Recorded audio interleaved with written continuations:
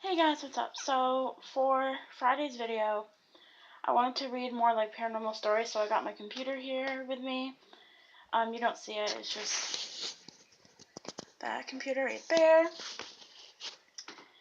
And I just wanted to read a few paranormal stories, ghost stories, whatever you want to call them. I'm not really sure what they're called. Yeah, so whatever you want to call them. They're just creepy, like, paranormal ghost stories. Paranormal ghost stories, doesn't matter what you want to call them. But yeah, let's just get right into the video. The first story I'm gonna read to you is called "The Satellite Images," and there's like a few parts to this, but I'm gonna do more than one story in this video to see if like I can get a lot in one video, so I don't do like a whole bunch and just have like a long video. Because the video I posted last time, this was a different video, but it was like 20 something minutes, so probably gonna try to do that long for this video if I can find any other type of, stories. So let's get into this. So here is the satellite images. A friend of mine showed me how to use Google Maps. I'm sure you've seen it. It lets you use satellite images to look at locations all over the world. A few years ago, I was in a car accident. Since then, I really don't leave the house that often. It's difficult, and the idea of seeing a car drive by makes me feel lightheaded. I was fascinated by the fact that I could see all over the world, almost like being there. I could virtually walk down the streets and it almost felt like I was really there. I became instantly hooked. It gave me a real eye on the world. I could go to almost any major city, and I did. I've seen streets in China, Japan, Germany, and England, so many places. I'd even gone to tourist attractions like the Great Barrier Reef and Dracula's castle. Wow. My favorite was to go to random places in major cities and see how many people and animals I could find. The faces of the people were always blurred to protect their privacy, but it was still enjoyable to see them out there, enjoying their life, walking like it was no big deal. She must have good taste, I laughed. I zoomed in closer and noticed a gray bag she carried on a gray and purple shoulder strap. She was walking in a relaxed manner, one hand trailing the wall beside her. I bet if I could see in her face, I would see that she was smiling. I began to feel a little sad. I let my hands fall onto the arms of my wheelchair and looked at her for a minute more.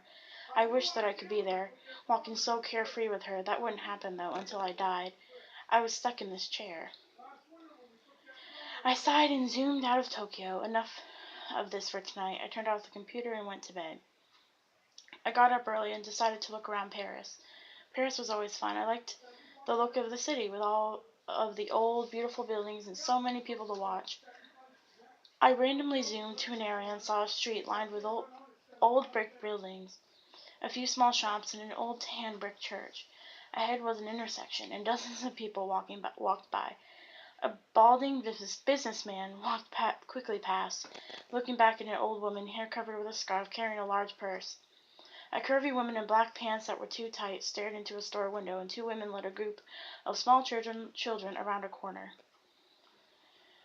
I spun the view around a few more times, and then saw something peculiar. Sitting on the bench at the bus stop were two people. One of them was a young woman with her feet stuck in front of her in a relaxed manner. She was wearing a pair of red sneakers like my own. I was startled for a moment as I noticed the black pants, white t-shirt, and black hooded jacket. Her dark brown hair was tied loosely behind her head. A gray bag sat on the bench beside her, the shoulder strap hooked over one shoulder.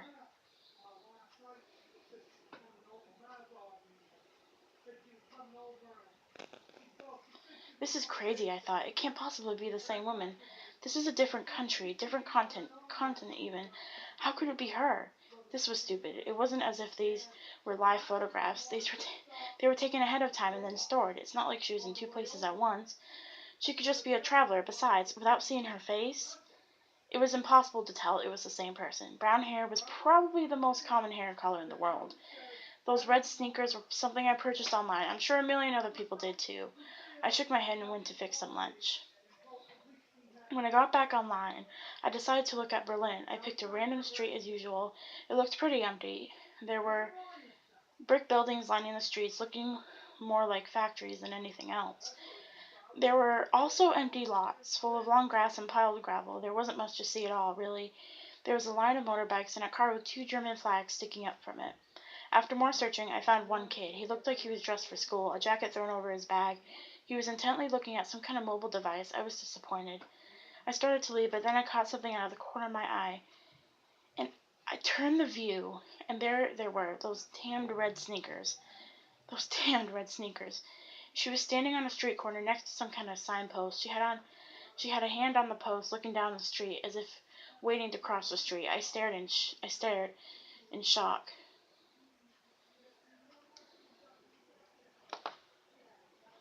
How could she be there, too? Even if she was traveling, there's no way I would find her every time. Even finding her in Paris would have been one heck of a coincidence. But this was crazy. Was this some kind of joke? Had Google decided to play a prank on its users that use their product so much? It would have been a great joke. I did a quick search, looking for a note about a woman that shows up like Waldo. There was nothing. I looked through articles on strange things you can see on Google Maps, but none of them mentioned the woman that travels the world with you. This was crazy. Had my self-imposed isolation driven me mad? Had I become so lonely that I created a hallucination for myself? Leaving the Berlin image on my screen, I sent a text message to a friend asking him to look at the locations. I asked him if he saw the same woman. Then I waited, hands sweating, heart thumping in my chest. I jumped when my phone banged to the return text message 10 minutes later. The text read, "I see the lady you're talking about in Berlin. I didn't see her in Paris or Tokyo. Is this some kind of game or what? Are you okay?" I didn't respond, instead returning to the locations in Tokyo and Paris. There she was. She was there. But it was different. She no longer sat on the bus stop in Paris. She was standing in front of it, looking for something in her bag. In Tokyo, she was blocks away. Squatting down to pet that Hello cat, I shivered. Who was she? What was happening? I switched the map to Brussels. It was another city street. It was lined with old-looking buildings, with shops on the ground level, and what I guessed was apartments above. I quickly scanned the streets. They were empty, and other than a stocky woman in a bright blue sweater. I did a second sweep. She wasn't there. I sighed in relief. I couldn't believe I was getting so worked up about this. It was nothing but a I stopped. My eyes frozen on the screen. There was a building at the point of a fork in the road wall with a black ironwork framed balcony jutting from the second floor. I hadn't seen her, as I had been looking at the sidewalks. There she stood, standing on the balcony, her head tilted in the direction of the camera, almost like she was coyly looking toward me. My breath caught in my throat. I switched to Sydney. She was leaning against the wall, inside the door of a bright blue Carrick's pharmacy building. London showed her getting ready to step onto a red double-decker bus. Her head turned to look over her shoulder. She was everywhere I looked. She stood on a brick sidewalk on a bridge in Venus. She walked across the yellow-barred crosswalk in Zurich and in Hong Kong, and she stood between a Wing Lung Bank and a McDonald's, adjusting the strap on her bag. In each picture, she came closer and closer to looking directly at me with her blurred-out face. My heart felt like a terrified bird slamming around inside my chest. I couldn't catch my breath. I wasn't sure what to do. I couldn't call the police. Should I send screenshots to Google? I clenched my fist tightly and closed my eyes. Who was she? Was she following me? Was I following her? I wished I could see the expression on her face, know what she saw when she looked back at me. I wanted to get out of the car and run. Why is that the only thing that made me feel free again? Was the thing that made me feel even more trapped? I had to know. I typed in the name of my town and zoomed in a random street. It was a couple of miles from my house. The gates to the city park were shown in the clarity of daylight, despite it being night here. There she was. There she was. She was only a few miles from my house, standing under the ironwork arch that stated the name of the park. She looked directly at the camera, directly at me. I felt like I might throw up. She was near me, and she was watching me. She was coming for me. What did she want? I typed in the name of the apartment complex where I live. I could see the outside of the building. The parking lot was full of cars, and there were a few blurred-out children on the playground. I searched everywhere for her. She wasn't in the parking lot or on the sidewalks, not hiding between the buildings or standing in the playground. I even scanned each of the cars, behind the bushes, and each of the blurred windows. She wasn't there. I curled tightly around myself and laid my head down on the desk. This place was safe. I didn't leave the apartment anyway. I would never use Google Maps again. I would never see her again. She could stay at the park for all I cared. I smiled to myself and was surprised to find a tear slipping down my face. I'm safe, I said to myself in a whisper. felt good to hear it out loud. I'm safe. As I said it, there was a knock at the door. A chill ran down my spine. I had a camera hooked to my computer that showed me who was at the front door, which made it easier for me with my mobility issues. I slowly reached for the control to show myself who was outside, but my hands trembled furiously. As I touched the controller, I realized my mistake. The last of Google images that I had seen had only shown the outside of the building, just outside of the house. I looked at the screen and saw a woman in a white t-shirt, black pants, black hooded jacket, and carrying a gray bag with a purple and gray striped shoulder strap. Of course, there were those red sneakers. She looked directly at the camera, her face still a complete blur. As I tried to stifle a scream, she raised a hand and knocked loudly on my front door. And that's the end of the satellite images. That is a really creepy story, you guys. Like, I feel like that would really happen to somebody, and if you're watching this, probably, or not watching this, but if you're watching this and this happened to you, wow, I would not know what to do if that happened to me. Here, let's read another one. This one's called The Rocking Horse. I don't know, there's only one part to this, I think, but this is called The Rocking Horse. One night, when I was maybe 10, 12, I had trouble falling asleep. My bedroom was the entire top floor of our house, with my bed and such being on the left side, and storage closets and a play area being on the right. I was lying in bed when I heard a noise from the other side of the room and see a rocking horse begin to rock. It was sitting just outside one of the storage closet doors. It proceeded to rock its way halfway across the room and stopped dead under the ceiling light. At this point, I was freaking out and just buried my head under my blankets and never peeked out again until morning. It was all confirmed to not be a dream, as the rocking horse was still in the middle of my room when I woke up. Furthermore, I got a stern reprimand from my parents for being up out of bed playing with my toys well past my bedtime. Their bedroom was directly below the storage closet play area and had heard the creaking of the rocking horse shuffling across the room. Now that's all. Yeah, that's all you know of the rocking horse. That's just like a little short one, but it's really kind of weird at the same time. How this girl, 10 or 12, heard that, and then her parents heard like shuffling of the rocking horse, and she was in her bed the whole night. That's creepy. This is called The Princess. How did the princess take control of our message board, if only for a few seconds? It didn't make any sense. Our message board wasn't a video game. Our message board pulled all its information from the internet. The princess was already inhabiting a game at the same time. All the rules we thought we knew, all the things we thought kept us safe had failed us. Could she have done this at any time? Could she do it again? Were there any real limits to what she was capable of? We looked through all the data we'd collected. We tried to find some common thread we'd been missing. There must have been some way that we could have known. There had to be more answers than what we were seeing, and there were. We finally realized the truth. It was so obvious. The princess had been on our message board the whole time. She was on every page, she was on every form list. She'd been staring at us, watching us for years, and we never even saw it. She used the banner at the top of the forum. She was every screenshot we'd posted, every video we uploaded, and every piece of fan art we'd drawn. Every image of her is her. Every image of her, when observed, gives her power. She's not a ghost. She's not a computer virus.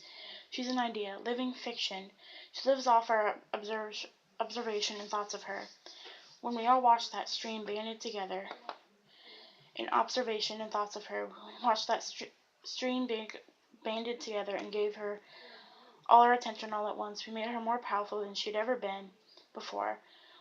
We made her strong enough to manifest the images we posted on our message board and speak directly to us. We took down all the images from what we speculate.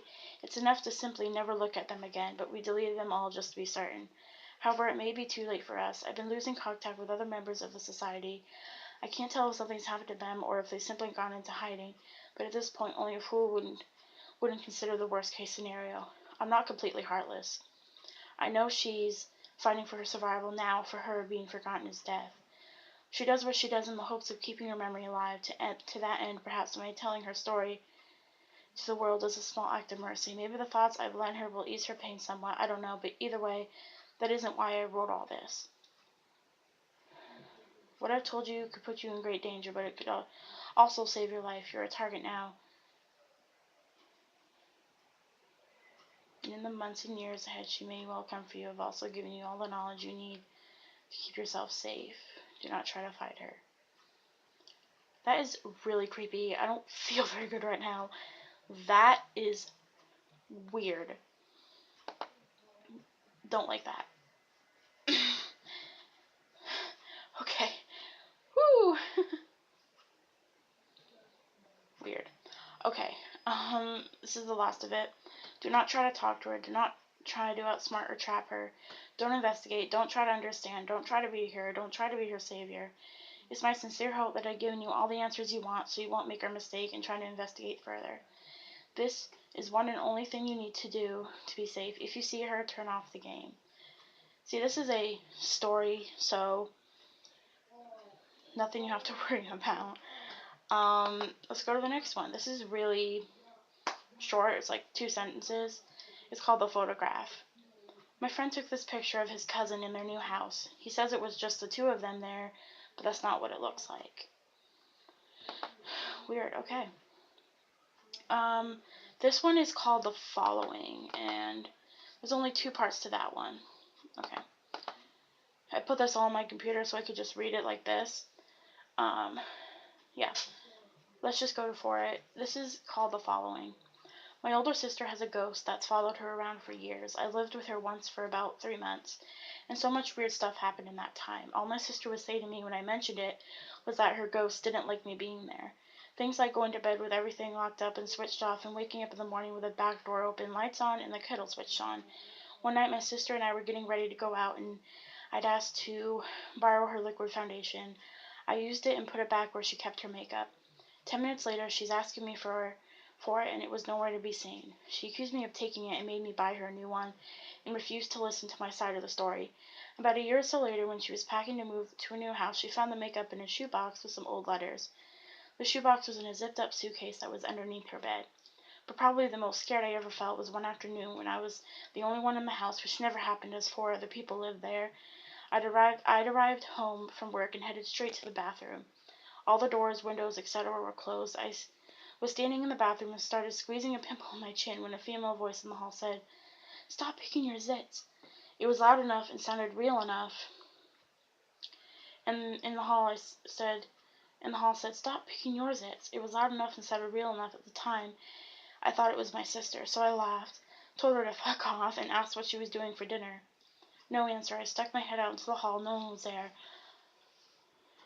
I searched the house top to bottom, and there was no one home. I sat out on the front porch until someone else got home because I didn't want to be in there alone. And that's all of that story.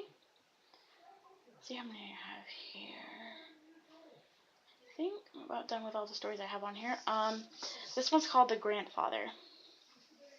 My grandfather told me this story about how one time he was sitting in a chair in front of the house when he heard his wife repeatedly calling him from inside the house. The thing is, my grandmother passed away a few years before that, but he told me that the voice was so pressing that he actually got up to look inside the house. And as soon as he got inside, he heard a loud crash behind him and turned around to see that the chair he has been sitting a moment ago had been crushed by the cast iron gutter that fell on it. If he hadn't come inside the house, he would have probably been seriously injured. I don't know if it's paranormal or not, but every time I think about it, it sends chills down my spine. That is really creepy. But it's kind of like, if you didn't move and look in the house, like, that'd be really weird. This is called The Crib Shadow. Alright, yeah, The Crib Shadow.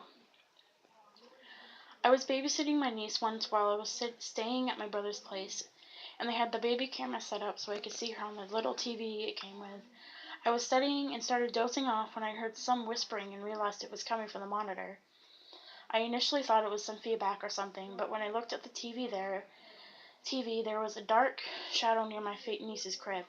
I have never been more terrified in my life, but the shadow was clearly there where it had not been before. I ran to my niece's room and looked around and saw nothing, but I took her the hell out of there.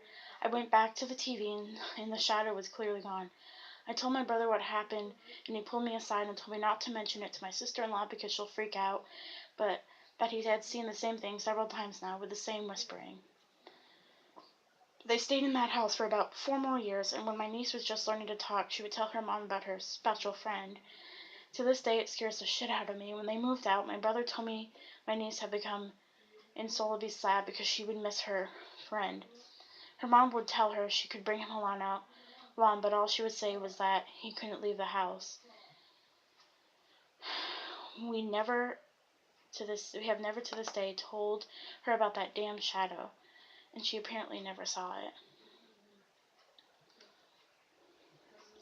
This is called the cell phone. I'll probably read a couple more if I have it, but it depends on if I have one more and it's really long. So this one isn't really long. There's only like a couple paragraphs, but like 4 little paragraphs. Alright, here is the cell phone. A couple of months ago, my friend's cousin, a single mother, bought a new cell phone. After a long day of work, she came home, placed her phone on the counter, and went to watch TV. Her son came to her and asked if he could play with her new phone. She told him not to call anyone or mess with text messages, and he agreed. At around 11:20, she was drowsy, so she decided to tuck her son in and go to bed. She walked to his room and saw that he wasn't there. She then ran over to her room to find him sleeping on her bed with the phone in his hand. Relieved, she picked her phone back up from his hand to inspect it. Browsing through it, she noticed only minor changes, such as a new background banner, etc. But then she opened up her saved picture. She began deleting the pictures he had taken until only one new picture remained. When she first saw it, she was in disbelief. It was her son sleeping on the bed, but the picture was taken by someone else above him, and it showed the left half of an elderly woman's face. Wow. Don't know what I would think.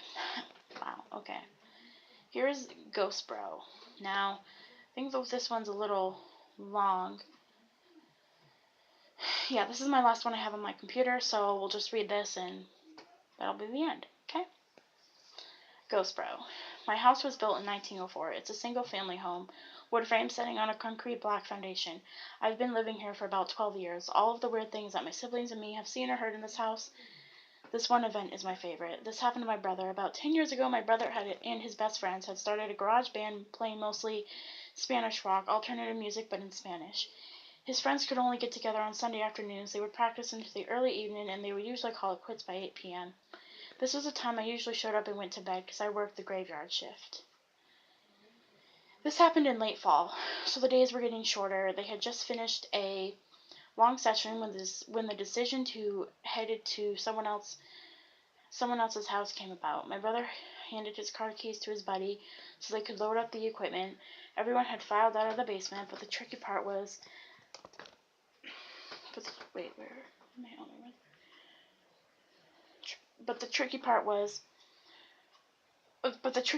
that they needed to walk all the way to the back of the basement, up the back stairs, through the kitchen doorway, down the hall into the living room, and out and into the front porch. Everyone was outside, sitting in my brother's truck waiting for him. My brother was walking up the back stairs when he remembered that he had left his pancakes in a to-go container sitting on a speaker in the basement. He made the decision to go back. Now the basement is not clean with full sight lines. There have been partitions made, and the boiler and main heating unit are right smack in the middle. So after my brother walks back, he is about to retrieve his food container when out of the corner of the eye he sees it. Okay. He sees it. It's a shadowy figure. Peripheral vision, this feeling of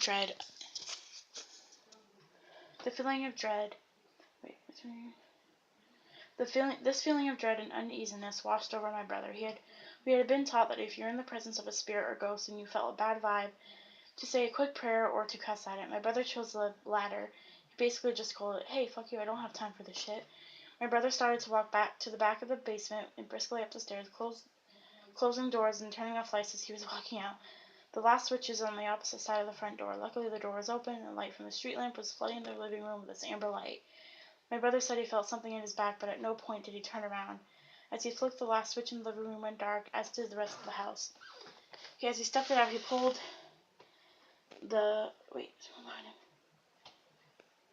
on the door, closing it behind him. Still holding his food container in one hand, he jogged down the few porch steps. He walked towards the front gate. Our house resides far from the main street, essentially having a large front yard but no rear garbage.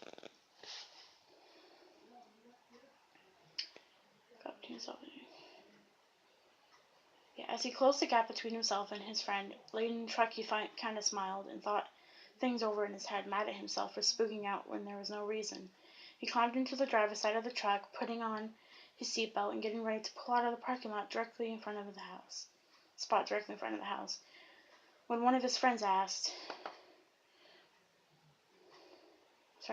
"Hey, wait, what about your brother? Isn't he coming with us?" My brother answered, "What do you mean? He went to work early tonight. He's already gone. Do you see his car anywhere?" The next question they asked. "So, then who was walking behind you when you were leaving the house?" Oh my. That is so freaking weird.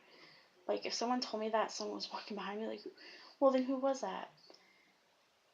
I would literally freak out. Like, I would freak out so bad. But, that's all I have for this video. If you guys enjoyed it and you want me to do more of these where I read a bunch of, like, ghost stories, paranormal, let me know what you want me to read. And if you have a experience you want me to tell everyone you want me to read, send them to me. If you comment down below asking me for the email, I will let you know the email that you send them to me. Or if you have an Instagram that works better for you, I will definitely do that and send that to you. So, yeah, I love you guys. I will see you. This video will be going up on, because I have a video today, so this will be going up on Friday. So, yeah, I love you guys. I will see you in the next one. And, yeah, I love you guys. I will see you in the next one on Monday. Bye, guys.